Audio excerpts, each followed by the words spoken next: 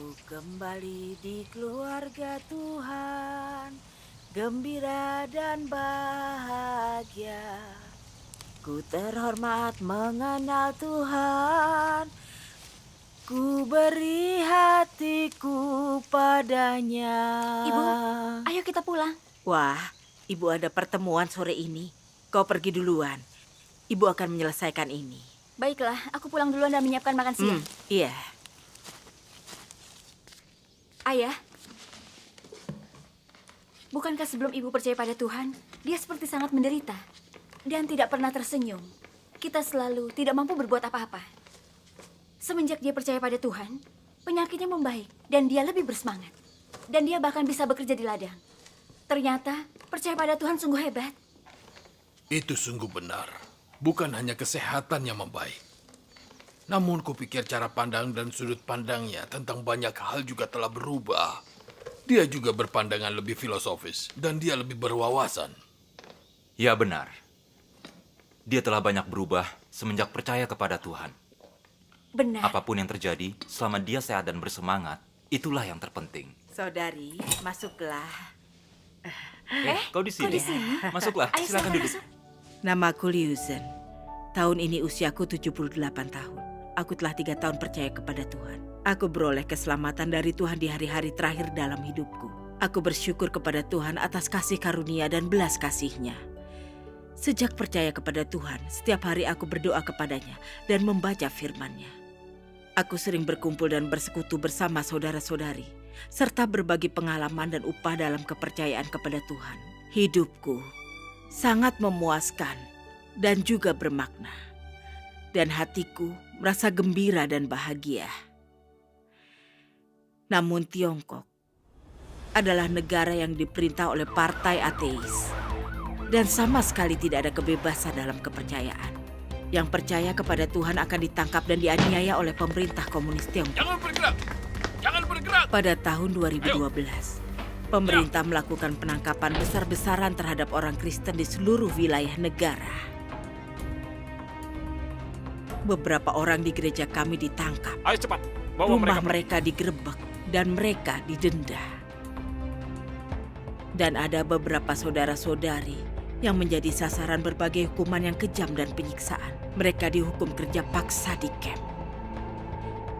Pemerintah komunis Tiongkok tidak akan melepaskan bahkan seorang wanita tua yang berusia 78 tahun sepertiku. Nyonya, beberapa hari lalu ada orang yang percaya Tuhan dari desa kami ditangkap oleh polisi. Nyonya tahu tentang itu kan? Inspektur Ma menyuruhku membawa Nyonya ke kantor polisi untuk penyelidikan. Dan aku tidak punya pilihan. Nyonya, percaya kepada Tuhan itu sungguh membahayakan. Nyonya sudah berumur. Tidak bisakah melakukan hal lain? Apa harus percaya Tuhan? Wali kota, apa yang kau katakan tidak benar. Percaya kepada Tuhan prinsip yang tidak bisa dipertanyakan. Kata pepatah, membajak sawah urusan manusia, hasil panen urusan langit. Siapa yang tidak bergantung pada langit untuk makanan kita, untuk hidup kita? Semuanya diciptakan Tuhan. Manusia pun diciptakan Tuhan. Nafas hidup kita ini diberikan Tuhan kepada kita. Makanan, barang-barang, angin dan es, hujan dan salju, matahari dan embun, Tuhan yang memberi. Ini rezeki dari Tuhan untuk umat manusia. Jadi, kepercayaan orang kepada Tuhan adalah prinsip yang tidak bisa diubah, dan itu adalah hal wajar. Pemerintah tidak mengizinkan kita percaya kepada Tuhan dan bersikeras untuk menangkap kita. Bukankah ini melanggar prinsip-prinsip langit? Nyonya, Partai Komunis tidak peduli dengan prinsip langitmu. Mereka itu ateis. Dan kau percaya Tuhan di bawah pemerintahan kaum komunis. Kau pikir mereka akan membiarkan itu? Mereka akan menangkapmu, paling tidak mendenda atau memenjarakanmu. Jika itu terjadi, bahkan bisa membuatmu kehilangan nyawa. Tangan tidak pernah bisa menjatuhkan kaki. Nyonya, jika kau berakhir di kantor polisi, dan polisi menginterogasimu, pastikan untuk mengaku. Aku percaya pada Tuhan dan datang ke pertemuan. Aku tidak pernah melakukan hal yang melanggar hukum. Jadi apa yang harus diakui? Baiklah, ikut aku. Aku ikut denganmu. Kau tidak perlu ikut. Polisi hanya ingin memahami situasi kepercayaannya kepada Tuhan.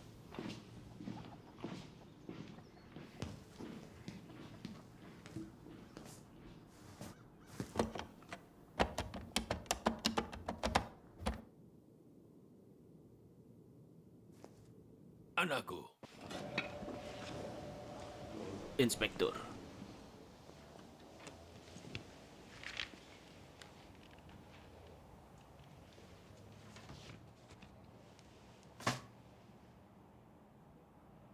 Nyonya, jangan khawatir. Nyonya sudah berumur, dan kami tidak ingin menyusahkanmu. Kami membawamu ke sini, hanya ingin memahami apa yang sedang terjadi. Setelah selesai, kau boleh pulang. Kami dengar kau percaya Tuhan selama beberapa tahun, dan ada kebaktian di rumahmu. Jadi beritahu aku, biasanya ada berapa orang yang menghadiri kebaktian? Dari desa mana mereka berasal? Siapa nama-nama mereka? Siapa pemimpin gereja tersebut? Inspektur Ma, aku sudah tua. Hidupku akan berakhir tidak lama lagi. Aku ingin habiskan akhir hidupku dengan percaya pada Tuhan. Apa ini melanggar hukum?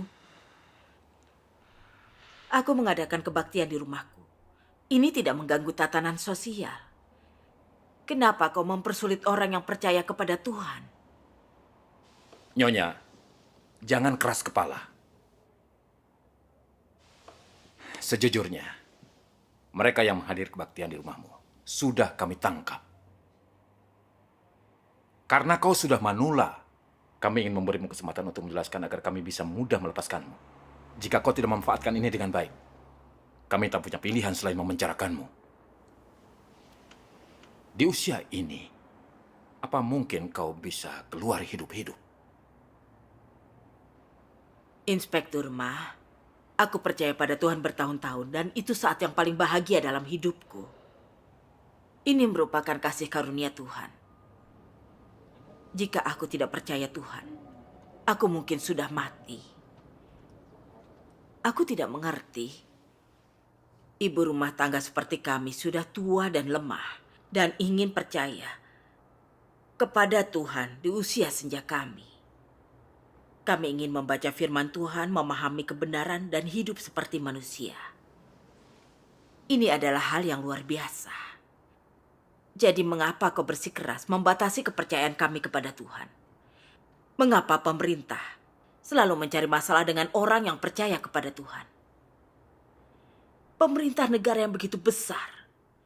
Mengapa kalian mencari masalah dengan wanita tua yang percaya kepada Tuhan? Nyonya jangan salah paham. Terhadap pemerintah negara kita, pemerintah tidak punya pilihan selain membatasi orang percaya kepada Tuhan. Jika masyarakat Tiongkok percaya kepada Tuhan sepertimu, siapa yang tetap mengikuti partai komunis? Lalu siapa yang akan menjalankan partai? Kami tahu, orang-orang yang percaya pada Tuhan semuanya jujur dan tidak melakukan hal yang buruk. Tetapi kebijakan nasional Partai Komunis tidak mengizinkan kepercayaan kepada Tuhan. Jadi apa yang bisa kami lakukan?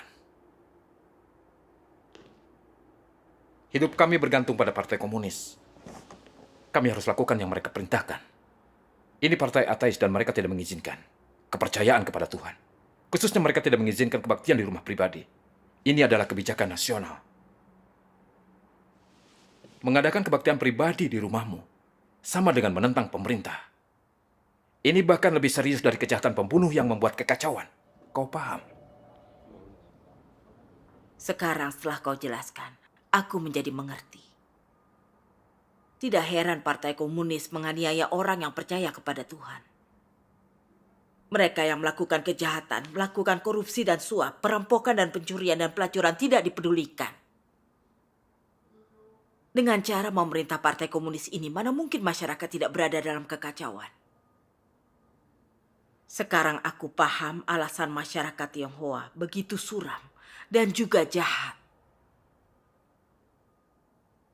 Aku tidak mengerti. Apa salahnya percaya kepada Tuhan? Wanita tua sepertiku percaya kepada Tuhan dan kalian sangat ketakutan. Kalian mengawasi dan menginterogasiku. Apa yang sebenarnya kalian takutkan? Cukup! Jawab pertanyaan kami! Karena usiamu, kau pikir kami akan beda?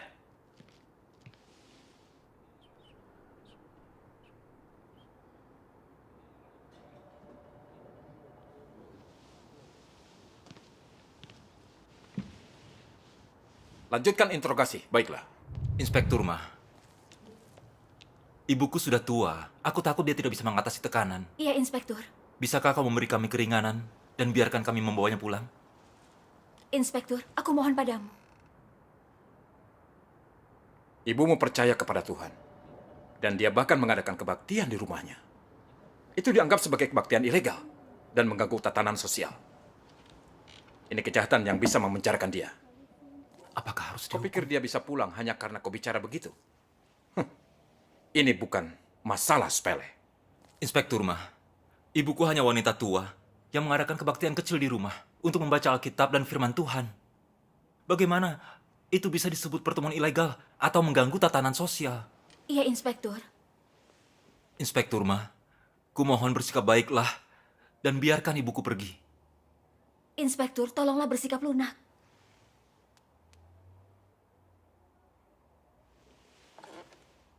Ini bukan sesuatu yang bisa kulunakan.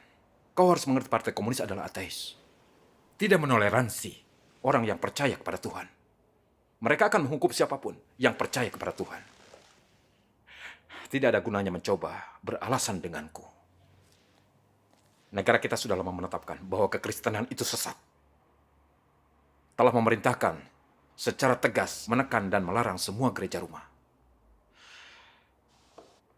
Kami hanya menjalankan perintah untuk menangkap pengikut Tuhan. Apa yang harus kita lakukan? Aku tidak tahu. Tapi kasus ibumu belum aku laporkan. Jika kau ingin membawa pulang ibumu, ada yang bisa kau lakukan.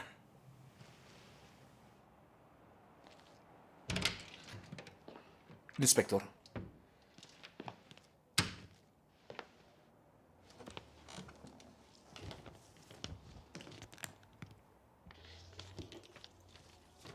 Nyonya, tempelkan sidik jari di halaman ini dan kau bisa pulang.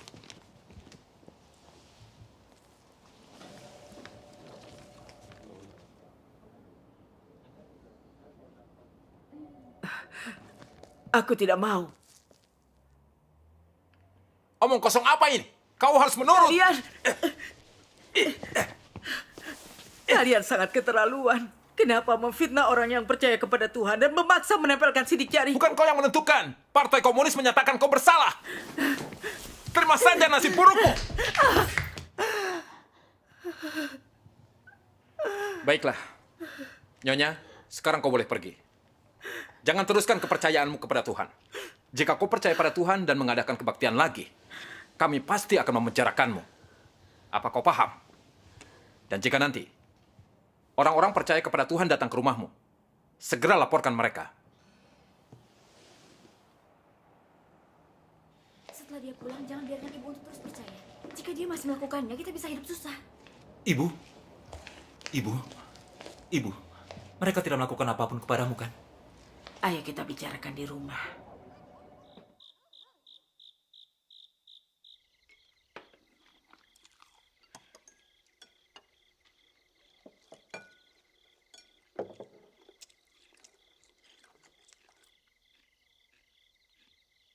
Ibu, kami tahu bahwa percaya pada Tuhan adalah hal yang baik. Masalahnya adalah Partai Komunis tidak mengizinkannya. Mereka akan menangkap ibu karena ibu percaya pada Tuhan dan memenjarakan ibu. Jika masalah itu tidak membaik, nyawa ibu bisa terancam. Denda atas penangkapan ini adalah 3.000 yuan. Bagaimana keluarga kita bisa bertahan dengan keadaan seperti ini?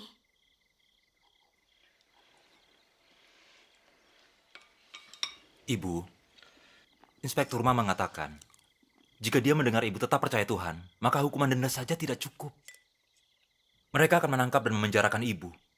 Di usia ini, jika ibu ditangkap, bagaimana ibu bisa menjalaninya? Polisi juga mengatakan, jika ibu terus percaya pada Tuhan, akan ada dampak di masa depan saat cucu ibu masuk universitas, mencari kerja, atau mencoba menjadi PNS. Ibu harus memikirkan masa depan mereka. Polisi telah mendenda dan menakut-nakuti kita. Kita semua hidup dalam ketakutan. Ini juga sangat menyulitkan bagiku. Partai Komunis tahu orang-orang yang percaya kepada Tuhan adalah orang baik dan kita berada di jalan yang benar. Tapi mereka menangkap dan menganiaya kita. Mereka bertentangan dengan Tuhan. Mereka melakukan kejahatan. Mereka pasti akan dihukum. Jangan dengarkan omong kosong polisi dan menghalangiku percaya kepada Tuhan. Itu dosa terhadap Tuhan. Bertahun-tahun aku percaya kepada Tuhan. Kita telah menikmati kasih karunia dan berkat-Nya. Kalian semua telah melihatnya. Sebagai manusia, kita tidak bisa hidup tanpa hati nurani dan bersyukur. Sebenarnya, aku bisa melakukan apa yang kalian inginkan. Tetapi karena aku percaya kepada Tuhan, aku tidak bisa melakukan itu. Ibu percaya pada Tuhan dan kita telah menikmati kasih karunia-Nya. Aku tidak menyangkalnya. Tapi sekarang pemerintah telah tahu tentang kepercayaan ibu. Jika ibu terus percaya, bukankah itu hanya mencari masalah? Sekarang PKT lah yang berkuasa memutuskan. Jika ibu tidak mendengarkan mereka, hidup kita tidak akan tenang. Bagaimanapun juga, ibu tidak boleh percaya lagi pada Tuhan. Mengapa berkata begitu pada ibu? Tidak bisa bicara lebih baik. Xiu Ying, Tolonglah. Dengarkan anak-anak kita. Mereka menginginkan yang terbaik untukmu dan keluarga kita. Jika kau terus percaya pada Tuhan dan ditangkap lagi, kita semua akan menderita bersamamu. Berapa lama lagi tubuh tua kita bisa terus hidup? Jangan buat masalah bagi anak-anak. Aku mengerti. Partai Komunis selalu kejam dengan orang-orang percaya. Mereka telah melakukan segala macam cara yang tidak bernurani. Seperti dalam revolusi kebudayaan. Mereka bilang orang yang percaya kepada Tuhan adalah kontra-revolusioner. Entah berapa banyak yang dikritik dan dilenyapkan. Keluarga mereka menghadapi malapetaka bersama mereka. Sekarang pemerintah menganiaya orang yang percaya kepada Tuhan lebih ganas lagi. Jadi dengarkan nasihatku. Sementara berhenti dulu untuk percaya. Kapas kita sudah matang. Daripada di rumah dengan perasaan tertekan, lebih baik ke ladang memetik kapas.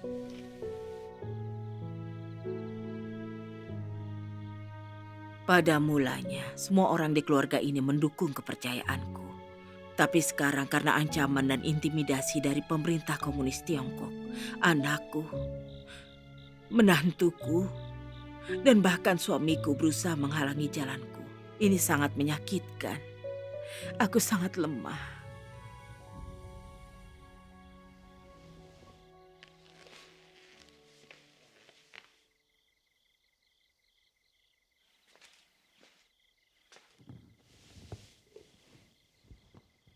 Jika ada banyak hal yang terjadi padamu bertentangan dengan gagasanmu, tetapi engkau bisa mengesampingkannya dan tahu ada tindakan Tuhan di sana. Dan di tengah pemurnian, engkau menyatakan hatimu. Engkau sudah menjadi saksinya. Jika rumahmu damai, engkau menikmati kenyamanan daging, tidak ada yang menganiayamu, dan saudara-saudarimu di gereja menaatimu. Bisakah engkau menunjukkan hati yang mengasihi Tuhan? Apakah ini bisa memurnikanmu? Hanya melalui pemurnianlah kasihmu kepada Tuhan bisa ditunjukkan. Dan hanya lewat apa yang terjadi yang tidak sesuai dengan pemahamanmu, engkau bisa disempurnakan.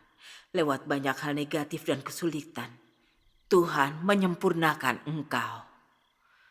Lewat banyak tindakan, tuduhan iblis dan pengungkapannya dalam diri banyak manusia, Tuhan membiarkan engkau mendapat pengetahuan dan dengan demikian menyempurnakan engkau.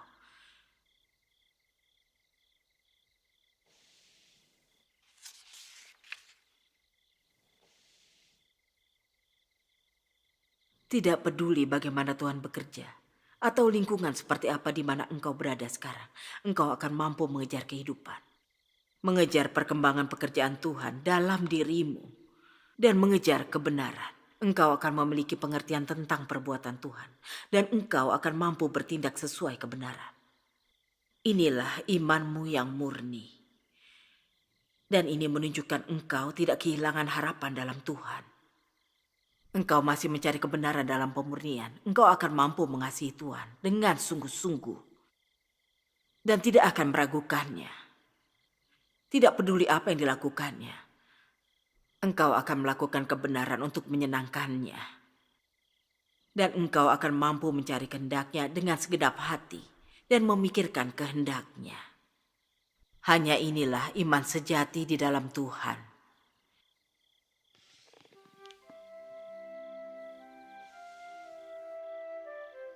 Ternyata, melalui penganiayaan dan kesulitan, Tuhan menyempurnakan keyakinan dan kasih-Ku kepadanya. Sekarang, aku akhirnya mengerti apa kehendaknya. Tampaknya, apapun yang kuhadapi selalu disertai maksud baik dari Tuhan. Dan aku tidak boleh salah memahaminya. Tak lama, polisi datang 2 kali membawaku ke kantor mereka untuk ditanyai. Mereka mengancam dan mengintimidasiku, melarangku untuk percaya kepada Tuhan. Mereka bahkan menyuruh para tetangga untuk mengawasiku, sehingga mereka bisa menangkap lebih banyak saudara-saudari seiman.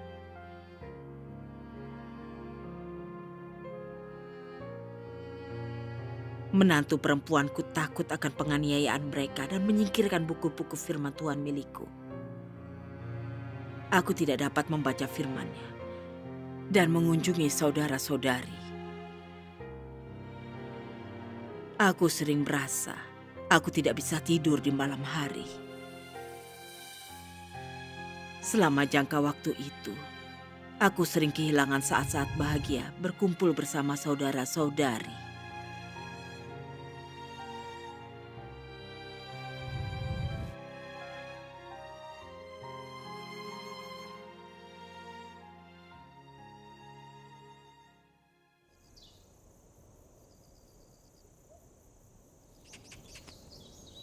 Bibi Liu. Bibi Liu. Bibi Liu. Bibi Liu. Saudari Li, Saudari Ding, tidak kuduga bisa bertemu kalian di sini. Iya, puji Tuhan. Saudara-saudari sangat peduli dengan Bibi dan berdoa untuk Bibi. Syukur kepada Tuhan. Bibi, apa kau baik-baik saja? Apa yang terjadi di rumah? Ceritanya panjang. Ayo ke sana untuk mengobrol. Baik, baik. Saat itu polisi membawaku ke kantor mereka untuk menginterogasiku. Aku telah dianiaya oleh pemerintah komunis Tiongkok dan aku memahami beberapa hal. Mereka yang percaya kepada Tuhan berada di jalan yang benar. Tetapi pemerintah komunis ingin mencari cara untuk menangkap kita. Mereka ingin kita berpaling dari Tuhan dan mengkhianatinya, sehingga kehilangan keselamatan darinya. Polisi masih mengawasiku, dan mereka ingin menangkap saudara-saudari lain untuk mengganggu dan menghancurkan pekerjaan Tuhan. Pemerintah komunis Tiongkok sangat jahat. Bibi Liu, penganiayaan yang Bibi alami ini telah memungkinkan Bibi memperoleh intisari pemahaman tentang iblis sebagai musuh Tuhan. Semua ini adalah bimbingan Tuhan. Puji Tuhan. Benar. Jika bukan karena bimbingan Tuhan, aku tidak akan pernah bisa melewati ini. Aku belum bisa membaca firman Tuhan dan berkumpul bersama saudara-saudari seiman. Aku merasakan kehampaan di hatiku. Terkadang aku berpikir, pemerintah komunis Tiongkok sangat menentang Tuhan dan menangkap yang percaya kepadanya. Jadi kenapa Tuhan tidak segera melenyapkan mereka? Jika dia melenyapkan iblis-iblis partai komunis itu, maka kita akan bebas untuk percaya, untuk menyembah Tuhan. Itu akan sangat bagus. Bibi Liu, Bibi telah dianiaya, telah menderita, dan mengalami pemurnian. Kami mengerti mengapa Bibi berpikir demikian. Percaya kepada Tuhan di negara yang diperintah oleh sebuah partai ateis. Selalu ada bahaya untuk ditangkap, dan kita merasa gelisah setiap hari. Selain itu, keluarga dan teman-teman kita disesatkan oleh PKT, dan mereka menganiaya kita. Ini sangat menyakitkan kita, dan kita tertindas. Kita berharap Tuhan akan segera menghancurkan iblis-iblis dari partai komunis ini. Dan dengan begitu, kita tidak perlu lagi menderita seperti ini. Iya, Jadi mengapa Tuhan tidak melakukannya? Mengapa dia mengizinkan kita mengalami penganiayaan dan penderitaan ini? Ada makna penting dalam hal ini. Dan ada kebenaran yang harus kita pahami. Bibi Liu, mari kita lihat bersama apa yang dikatakan dalam firman Tuhan. baiklah. Tuhan Yang Maha Kuasa berkata, dalam perencanaanku iblis selalu berusaha meremukan tumit setiap langkah. Dan sebagai kontras dari hikmatku, ia selalu berusaha mencari cara dan sarana untuk mengganggu rencanaku yang semula. Tetapi, mungkinkah aku menyerah pada rancangan tipu dayanya? Semua yang di surga dan yang di bumi melayani aku. Dapatkah rencana tipu daya si iblis mengubahnya? Inilah justru titik temu hikmatku. Inilah justru yang menakjubkan tentang perbuatanku. Inilah prinsip yang melaluinya seluruh rencana pengelolaanku dijalankan.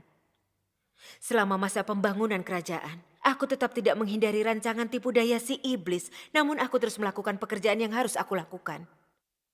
Di antara semua hal di alam semesta, aku telah memilih perbuatan iblis sebagai kontrasku. Tidakkah ini justru menunjukkan hikmatku? Bukankah ini benar-benar menunjukkan betapa menakjubkannya pekerjaanku? Ketika aku secara resmi memulai pekerjaanku, semua manusia bergerak saat aku bergerak. Sehingga orang-orang di seluruh semesta berjalan bersamaku. Ada perayaan di seluruh semesta, dan manusia diberi semangat olehku. Sebagai hasilnya, si naga merah besar sendiri menjadi kebingungan dan marah karena aku, dan melayani pekerjaanku. Walaupun ia sebenarnya tidak mau, ia tidak bisa melakukan apa yang dikehendakinya, melainkan harus tunduk kepada kendaliku. Dalam seluruh rencanaku, si naga merah besar adalah kebalikan dari diriku. Musuhku, dan juga hambaku. Karena itulah, aku tidak pernah mengendurkan tuntutanku terhadapnya.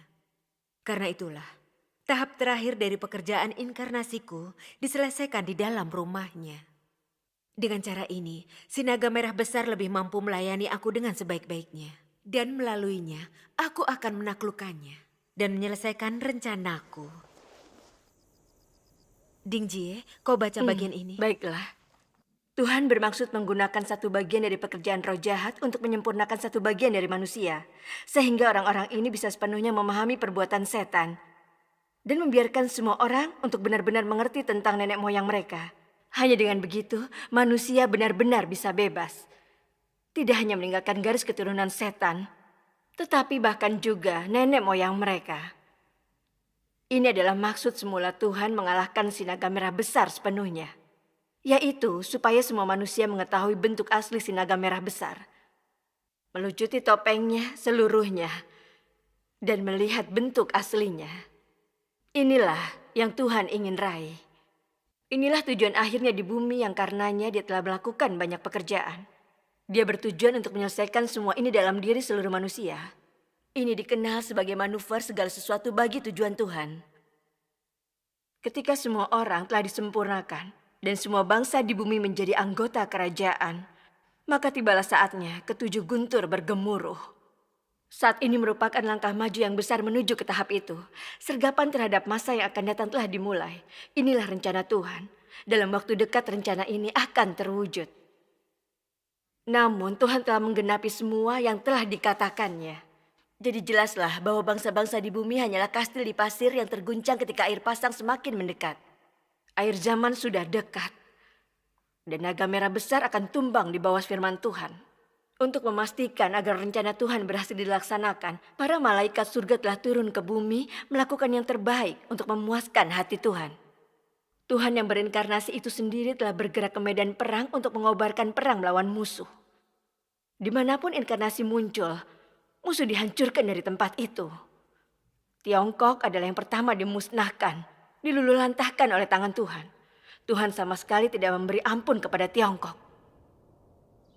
Bibi Liu, setelah membaca firman Tuhan, apakah Bibi mengerti mengapa Tuhan tidak melenyapkan PKT yang suka sekali menentang Tuhan dan secara kejam menganiaya orang-orang pilihannya? Dia tidak melenyapkannya sekarang karena dia ingin menggunakannya sebagai kontras untuk melakukan pekerjaannya, untuk menyempurnakan kita memahami kebenaran, watak Tuhan, untuk dapat membedakan iblis dan menjauhinya, dan menjadi saksi kemenangan Tuhan. Ini adalah kemahakuasaan dan hikmat Tuhan. Tanpa penganiayaan yang kejam ini dan penangkapan oleh pemerintah PKT, bisakah kita lihat kekuatan jahat PKT sesungguhnya dan kebencian dan perlawanannya terhadap Tuhan? Tidak bisa.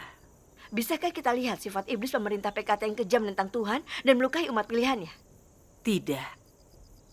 Jika kita tidak dapat melihat dengan jelas inti kejahatan melawan Tuhan dari kumpulan iblis pemerintah PKT, maka kita tidak akan bisa sungguh berpaling dari pemerintah PKT yang jahat ini, si iblis tua. Dan kita tidak akan memiliki cara untuk mengusir kekuatan gelap rezim setan PKT dan diselamatkan oleh Tuhan. Itu benar. Tuhan telah mengarahkan rezim setan ini untuk membantu menyempurnakan orang yang mengasihi Tuhan, untuk membentuk kumpulan para pemenang dan membawa mereka ke dalam kerajaan Tuhan. Ini membuat kita dapat melihat betapa nyatanya pekerjaan Tuhan untuk menyelamatkan umat manusia dan seberapa tulus kasihnya bagi manusia. Itu benar. Beberapa tahun yang lalu, aku ditangkap oleh polisi ketika memberitakan Injil. Mereka menyiksaku agar mengaku, memaksaku memberitahu nama pemimpin gereja dan cara pendanaannya. Aku mengandalkan Tuhan dan tak menyerah. Mereka menghukumku 3 tahun didikan ulang melalui kerja paksa. Di kamp kerja paksa, aku tidak bisa membaca firman Tuhan atau bertemu saudara-saudari. Dan polisi menggunakan berbagai cara untuk menyiksaku. Dalam kesakitan, aku berharap agar Tuhan akan segera menghancurkan PKT partai yang jahat ini. Supaya aku tidak perlu menderita lagi. Baru kemudian, melalui doa dan mencari kehendak Tuhan, aku tersadar bahwa Tuhan mengizinkan aku menderita dalam situasi penganiayaan yang dahsyat oleh pemerintah PKT ternyata memiliki maksud. Hanya melalui pengalaman itu, aku dapat melihat dengan jelas cara pemerintah PKT menindas Tuhan dan mencelakai orang. Dan esensi kejahatannya menjadi musuh Tuhan. Aku sungguh membenci mereka dan menolak serta menjauhi mereka. Aku mengarahkan hati kepada Tuhan. Dari pengalaman, aku akhirnya sungguh memahami wewenang dan kuasa firman Tuhan. Seringkali saat aku dipukuli secara kejam oleh polisi dan tak sanggup lagi bertahan, firman Tuhanlah yang membimbingku, memberiku kepercayaan diri hingga aku bisa berdiri teguh. Setelah pengalaman ini berlalu, imanku kepada Tuhan lebih tulus dari sebelumnya. Dan aku memiliki beberapa pemahaman yang nyata tentang maksud baik Tuhan dalam menyelamatkan umat manusia, kemahakuasaan dan hikmatnya, dan inti dari kekudusan dan kebaikannya. Hatiku sekarang lebih intim dan lebih dekat dengan Tuhan. Amin. Syukur kepada Tuhan. Bibi Liu, menurutmu, bukankah PKT adalah objek pelayanan dan kontras bagi Tuhan? Iya. Tanpa mereka menjadi objek layanan dan kontras, kita tidak akan memiliki kesempatan melewati situasi yang mengerikan ini. Dan akan sulit memperoleh manfaatnya. Benar. Iya, dari firman Tuhan dan pengalaman nyata kita telah melihat bahwa hikmat Tuhan benar-benar dilaksanakan berdasarkan tipu daya setan. Pemerintah PKT menggunakan segala macam cara yang keji dan kejam untuk menindas kita. Dengan harapan agar kita akan kehilangan iman kita akan berpaling dan mengkhianati Tuhan. Tapi Tuhan menggunakan penindasan dari pemerintahan PKT untuk menyempurnakan iman kita dan membuat kita menjadi pemenang. Ini adalah kemahakuasaan dan hikmat Tuhan. Selain itu, penangkapan dan penganiayaan oleh pemerintah telah membuat orang-orang disingkapkan. Ada orang yang sungguh percaya pada Tuhan dan mengasihi kebenaran, yang mengikuti Tuhan dengan sungguh-sungguh tanpa ragu. Betapapun setan-setan komunis Tiongkok menindas atau menangkap mereka, mereka diselamatkan. dan disempurnakan oleh Tuhan dan pada akhirnya akan masuk ke dalam kerajaan Tuhan. Dan kemudian ada orang yang pengecut yang tidak sungguh percaya kepada Tuhan, tidak berani untuk tetap percaya. Orang semacam itu akan disingkapkan dan disingkirkan. Jika Tuhan menghancurkan pemerintah komunis Tiongkok setelah mereka menindas dan menangkap umat pilihannya, maka tidak akan ada cara untuk menyingkapkan orang yang beriman sejati dan yang palsu.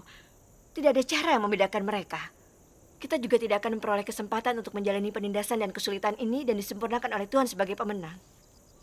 Bibi Liu, menurutmu bukankah ada makna yang dalam mengapa Tuhan tidak menghancurkan setan komunis Tiongkok sekarang? Iya, PKT belum menyelesaikan tugasnya.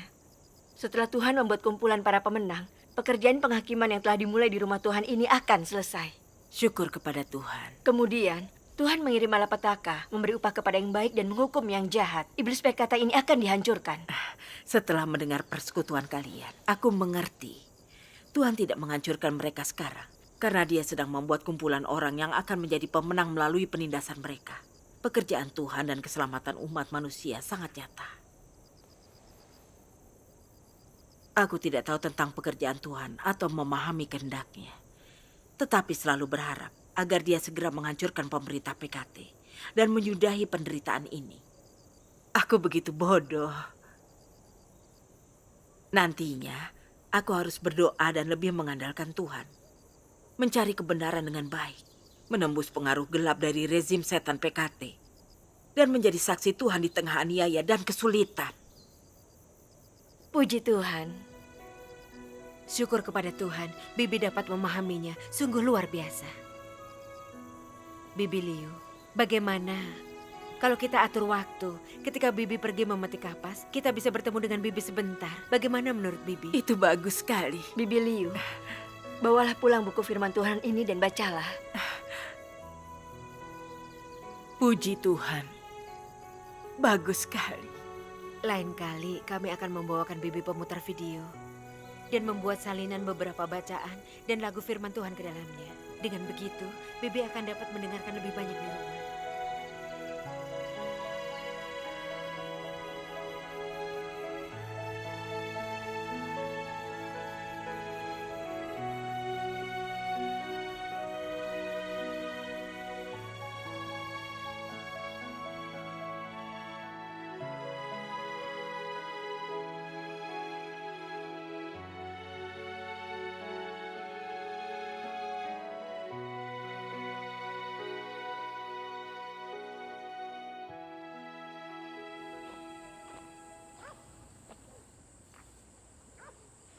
Terima kasih.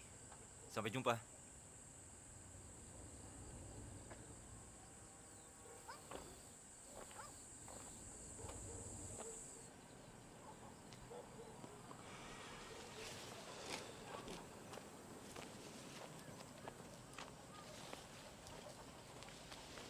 Ibu,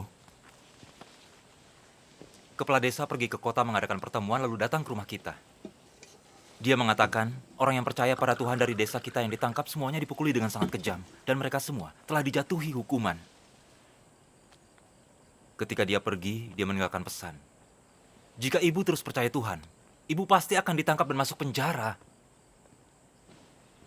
Ibu, jika sesuatu yang mengerikan terjadi pada ibu, bagaimana kita bisa tenang? Ibu, rumah orang-orang percaya pada Tuhan digeledah dan mereka didenda. Apa ibu tidak tahu tentang hal ini? Kepala desa baru saja mengatakan pemerintah akan menyita tanah kontrakan mereka dan membatalkan asuransi kesehatan mereka. Jelas bahwa pemerintah ingin memaksa orang yang percaya pada Tuhan ke jalan menuju kematian. Jika ibu percaya terus, cepat atau lambat keluarga kita akan hancur. Aku tidak bisa mengerti. Bagaimana bisa kepercayaan pada Tuhan begitu penting? Apa layak untuk dipertaruhkan dan mengambil resiko besar? Iya, Bu. Apa yang sebenarnya ibu pikirkan? Mengapa bersikeras percaya Tuhan? Kalian khawatir karena aku percaya pada Tuhan aku akan dianiaya dan keluarga akan terlibat. Aku bisa mengerti.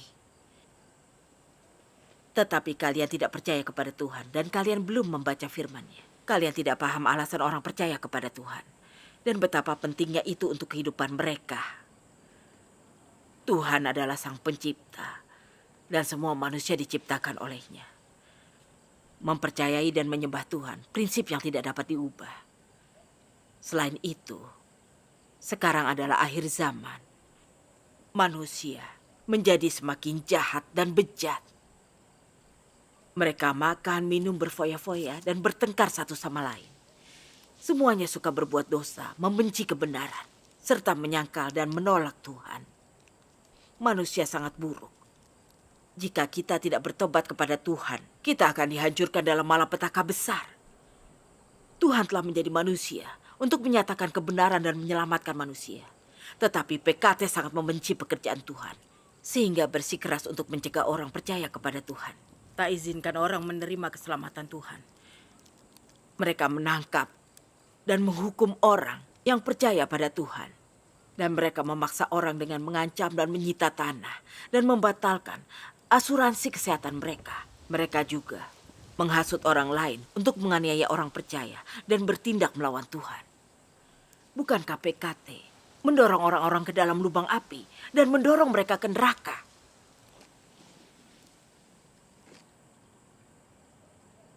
Tuhan adalah kasih dan pekerjaannya bertujuan menyelamatkan manusia dan menuntun ke tujuan akhir yang menakjubkan. Dia juga memberikan kasih karunia dan berkat yang begitu banyak. Pembatasan dan penindasan PKT terhadap kepercayaan beragamalah yang telah menyebabkan begitu banyak masalah dalam rumah tangga yang pada mulanya baik. Ini titik saat kita tidak memiliki satupun hari yang tenang. Jika pemerintah tidak menganiaya orang Kristen, apa akan ada akibat seperti ini? Kalian tidak membenci pemerintah. Sebaliknya, kalian melawan Tuhan dan bersama mereka mencoba menghentikanku percaya pada Tuhan. Bukankah itu artinya tidak tahu benar dan salah? Jangan bertindak bodoh dan jangan cegah aku untuk percaya kepada Tuhan. Ibu, aku bisa mengerti semua yang Ibu katakan. Aku tahu percaya Tuhan adalah hal baik. Tapi kenyataannya ada di hadapan kita. Partai Komunis masih berkuasa. Mereka tidak akan membiarkan orang percaya kepada Tuhan. Mereka akan menganiayanya. Jika Ibu bersikeras percaya Tuhan, bagaimana kita bisa menjalani kehidupan kita selanjutnya? Apapun yang terjadi, Ibu tidak boleh percaya lagi. Ibu selalu mudah bernegosiasi. Kenapa Ibu tidak mau menerima alasan apapun untuk kepercayaan Ibu ini? Jika Ibu terus percaya pada Tuhan, aku tidak akan berbakti padamu.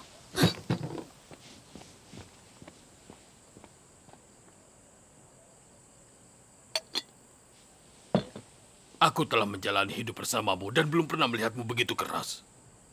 Mengapa 10 ekor lembu tidak dapat menarikmu dari kepercayaanmu pada Tuhan? Kita sudah tua dan tidak berguna. Jangan menimbulkan masalah bagi anak-anak kita. Kau bisa percaya pada Tuhan lagi sesudah Partai Komunis tumbang dan tidak lagi menangkap orang percaya. Kau tidak mengerti. Jika aku mulai percaya saat itu, semuanya akan berakhir. Malapetaka besar akan terjadi. Dan aku akan kehilangan kesempatan untuk diselamatkan dan disempurnakan oleh Tuhan. Dalam hidup aku dapat keberuntungan besar. Untuk melihat Tuhan dalam rupa manusia, bicara dan bekerja untuk menyelamatkan umat manusia. Apapun yang kalian katakan, aku tidak akan menyerah untuk percaya kepada Tuhan. Tidak perlu menasihati aku lagi. Ayah, karena Ibu tidak mau mendengarkan kita, tetap awasi Ibu dan tidak peduli apa yang Ibu katakan. Jangan biarkan Ibu percaya lagi.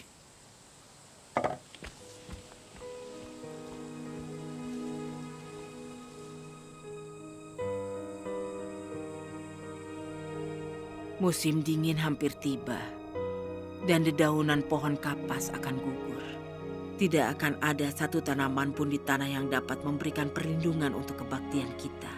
Sekali lagi aku tidak akan dapat bertemu saudara-saudariku untuk bersekutu tentang firman Tuhan. Pada hari-hari berikutnya, pemerintah PKT terus mengawasiku.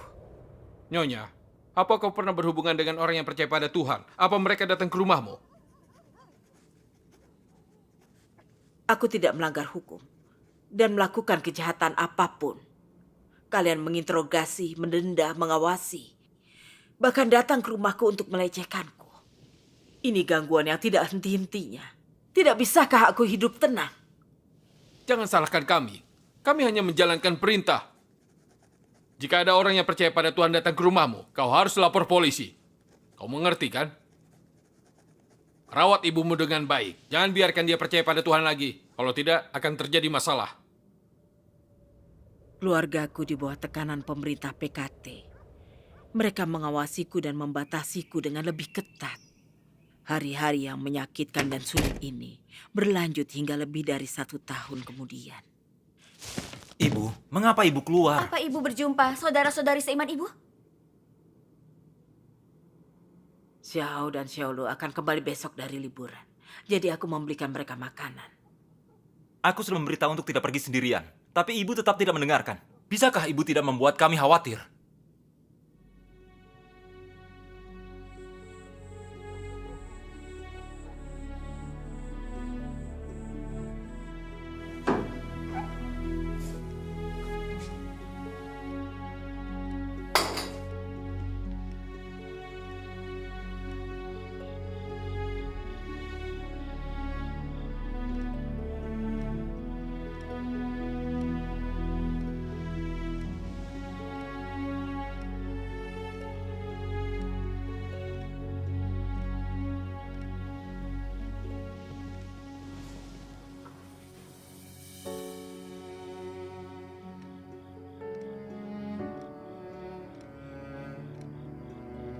Ya Tuhan, aku kesakitan.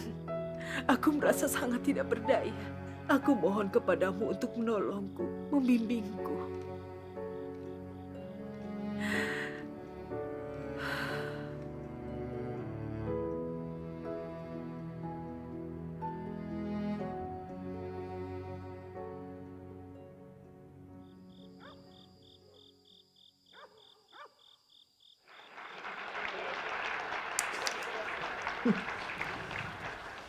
怎么是？你忽悠来忽悠去，我坐的不还是轮椅吗？你想要啥？你的承诺呢？什么承诺？你的单价呢？自己开发。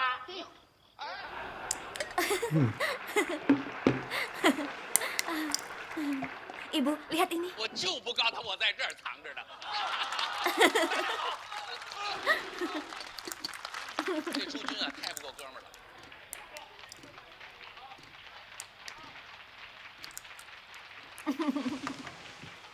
Ibu tidak ingin menonton.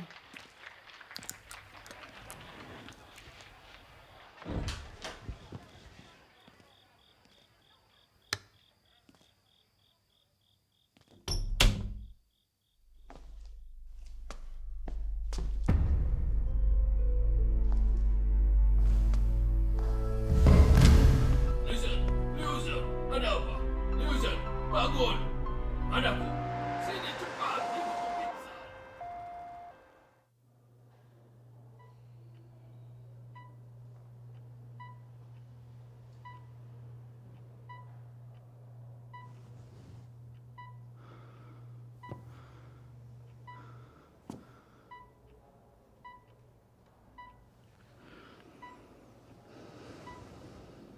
Dokter, bagaimana keadaan ibuku? Iya.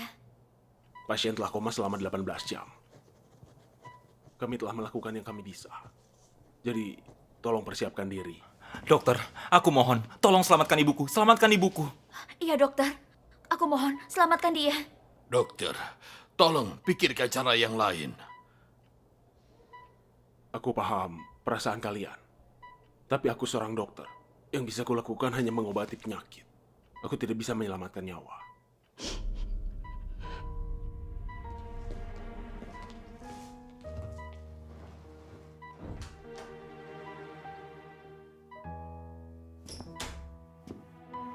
Tidak adakah yang bisa kita lakukan? Ibuku bekerja sangat keras sepanjang hidupnya. Dan belum bisa menikmati keberuntungan. Ketika dia mulai tua, dia ingin percaya kepada Tuhan dan membaca firman-Nya. Dan kami bahkan tidak memberinya kebebasan untuk melakukan itu.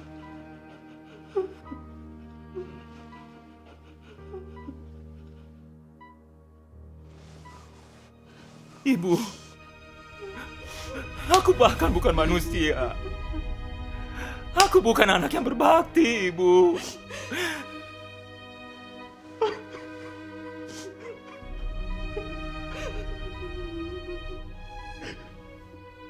Seharusnya aku tidak mendengarkan polisi dan menghentikan Ibu percaya Tuhan. Ibu, aku mengecewakan Ibu. Aku mengecewakan Ibu.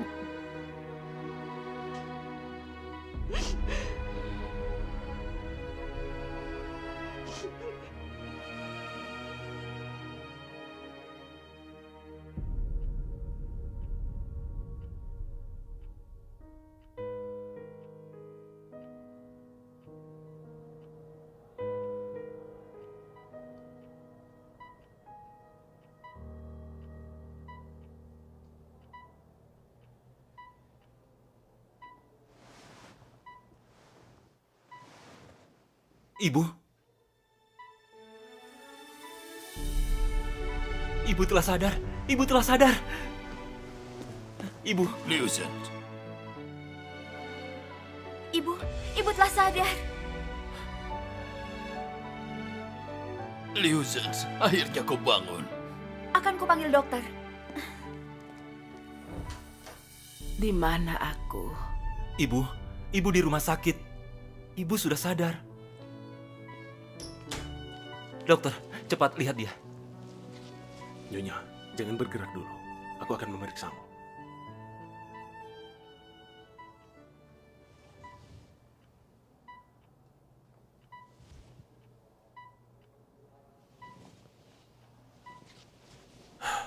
Ini mujizat. Semua tanda vitalnya normal. Dan tidak ada masalah kesehatan. Itu menakjubkan. Ini benar-benar mukjizat. Ini sungguh tidak bisa dipercaya. Aku sudah lama menjadi dokter. Dan belum pernah melihat kasus semacam ini. Jika aku tidak melihatnya sendiri, aku tidak akan berani mempercayainya. Ayah, ini sungguh luar biasa. Iya benar.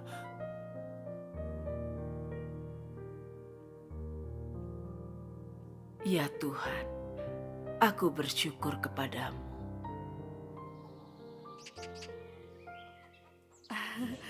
Ini adalah berkat yang luar biasa. Baguslah, kau telah kembali dan sehat. Aku senang kau telah kembali. Bagus, kalian bisa melihat aku baik-baik saja. Iya benar. Dia bangkit kembali dalam keadaan baik. Bahkan di usia ini. Ini sungguh tidak biasa. Nantinya, aku yakin dia akan menikmati rezeki besar. Iya. Semua orang di desa mengatakan bahwa kau itu sangat beruntung. Iya, sungguh diberkati. Seperti yang kalian lihat, aku bisa kembali hanya karena keberuntungan. Tapi kebenaran yang aku tahu di dalam hatiku, ini keselamatan dari Tuhan Yang Maha Kuasa. Dan ini adalah kehidupan kedua yang Dia berikan kepadaku. Itu benar. Malam itu, Zhang Liang menelpon 2 rumah sakit. Dan setelah dokter menanyakan kondisinya, mereka tidak mau menanganinya. Katanya tidak ada harapan. Kemudian kami berulang kali meminta dokter. Kemudian baru mereka menerimanya. Ketika dokter melihatnya, dia mengatakan mereka tidak sanggup dan ingin kita bersiap untuk hal yang terburuk. Yang menakjubkan adalah dia bangkit setelah 18 jam dalam keadaan koma. Dokter dan perawat bilang ini adalah mukjizat. Sungguh dia diselamatkan oleh Tuhan yang dia percayai. Itu yang menyelamatkanmu. Tadi kau bilang Tuhanmu yang telah menyelamatkanmu. Aku sangat ingin tahu tentang hal ini. Bisakah kau menjelaskan pada kami? Iya, mari kita bicarakan. Iya. Ceritakan pada kami. Selama mengalami penyakit ini, aku melihat beberapa hal dengan jelas. Aku tidak dapat menentukan nasibku sendiri. Dan itu bukan di tangan suamiku, putra dan putriku ataupun dokter. Kita diciptakan Tuhan dan Dia memberikan kehidupan. Kita berada di tangannya, di bawah kuasanya. Jika Tuhan menetapkan kita harus hidup, tidak peduli bencana atau penyakit apapun, andai pun hanya tersisa sehela napas, akhirnya kita dapat diselamatkan. Iya. Jika Tuhan menetapkan, itu adalah waktu kematian. Maka dokter terbaik pun tidak bisa menyelamatkan. Iya, itu benar. Itu benar. Tuhan itu Maha Kuasa. Kelahiran, penuaan, penyakit, serta kematian ada di tangannya. Tidak ada yang bisa mengubah ini. Sebelum aku percaya kepada Tuhan, kesehatanku benar-benar buruk.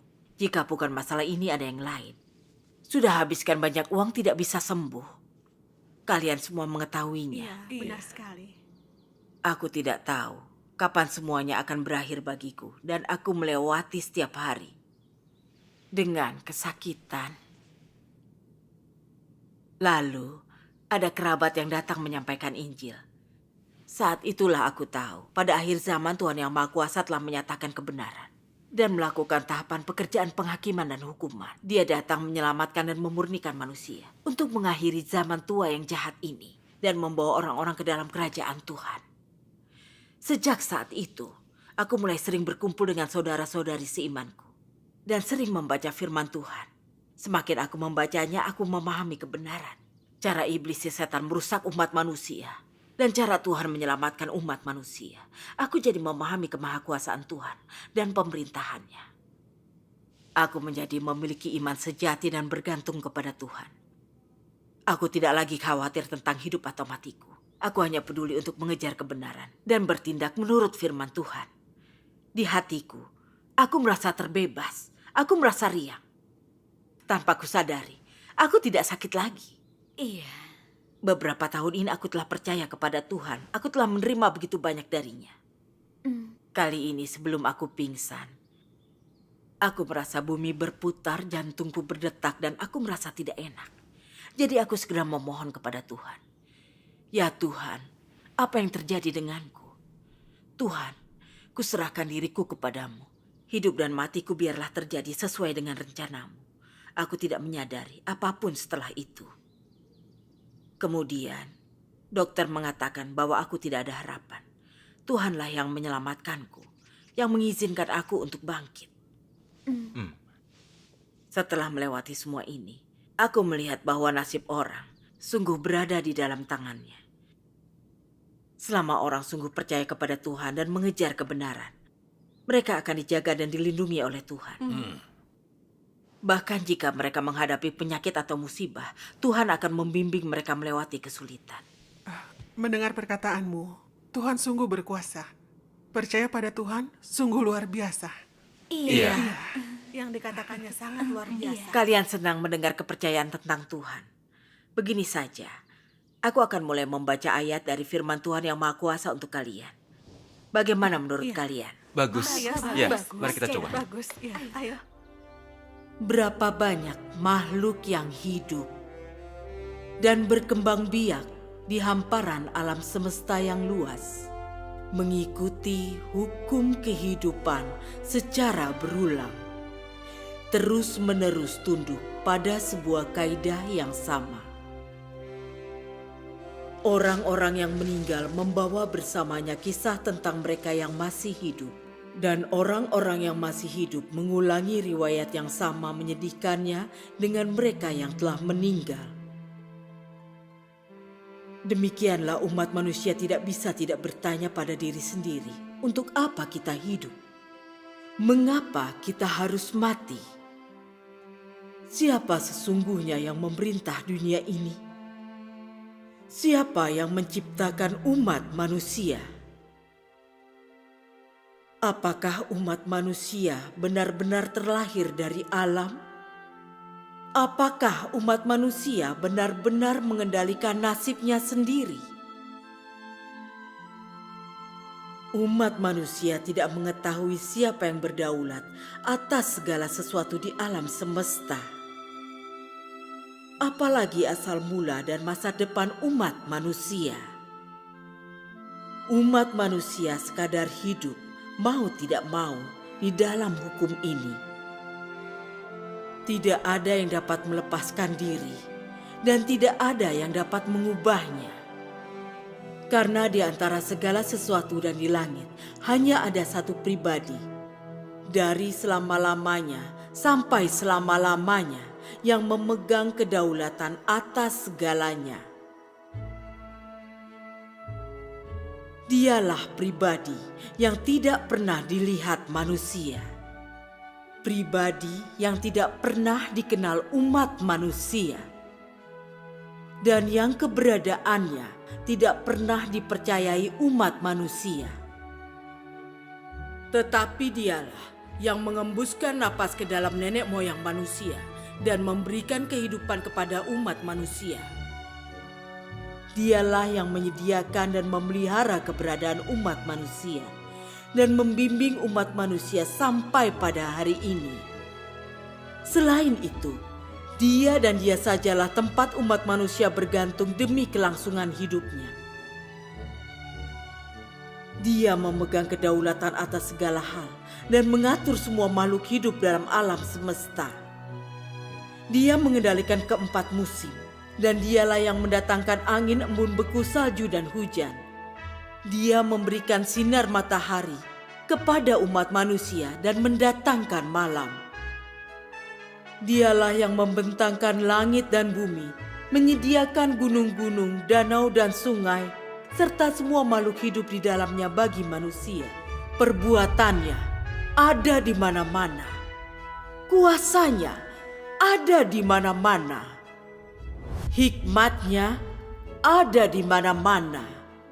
Dan otoritasnya ada di mana-mana.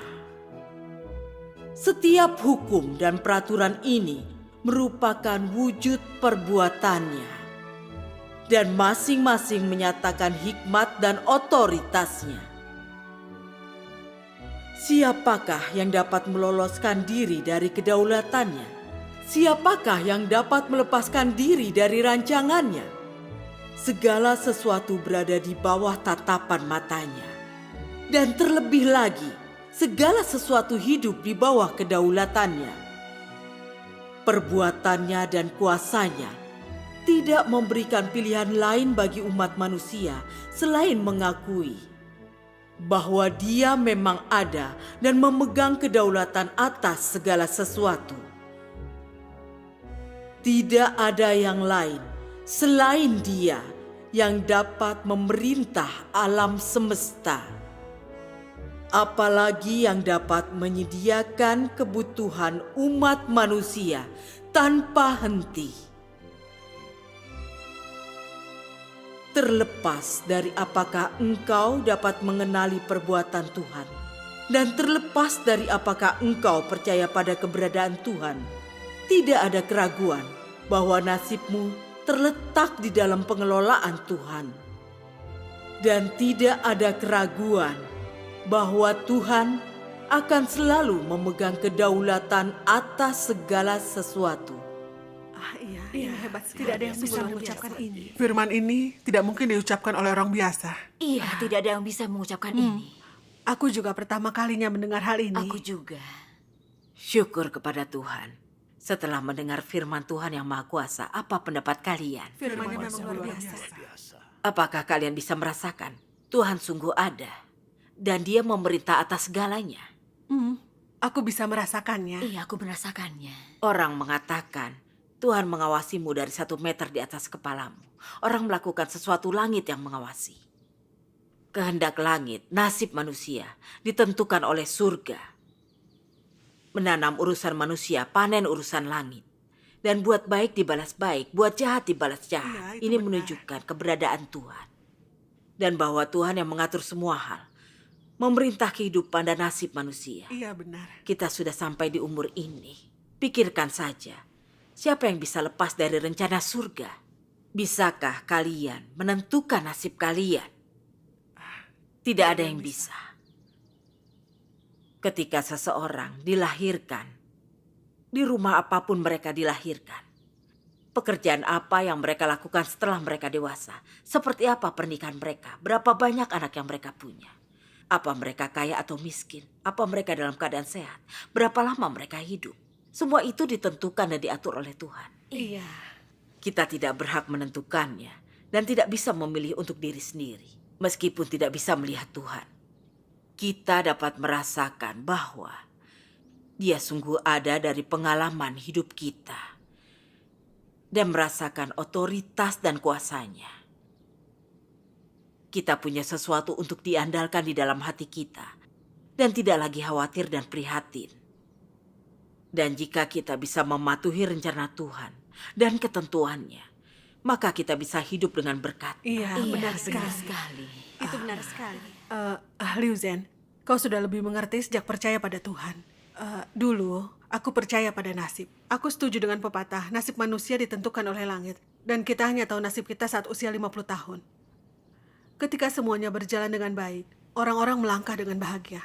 Mereka bilang, nasibmu ada di tanganmu sendiri. Tapi ketika malapetaka atau penyakit datang menyerang, sungguh tidak ada yang bisa kita lakukan. Iya. Terkadang penyakit kecil akan benar-benar mengalahkan kita. Orang-orang sangat tidak berdaya. Mana mungkin mereka bisa mengendalikan nasib mereka sendiri? Liu Zhen, baru hari ini aku mengerti bahwa bagaimanapun juga nasib orang berada di bawah kendali Tuhan. Iya. Beberapa tahun ini, istriku percaya pada Tuhan dan pemerintah terus membatasinya dan ingin menangkapnya. Di usia yang sudah lanjut, bagaimana dia bisa menahan siksaan mereka? Jadi aku melarangnya percaya pada Tuhan.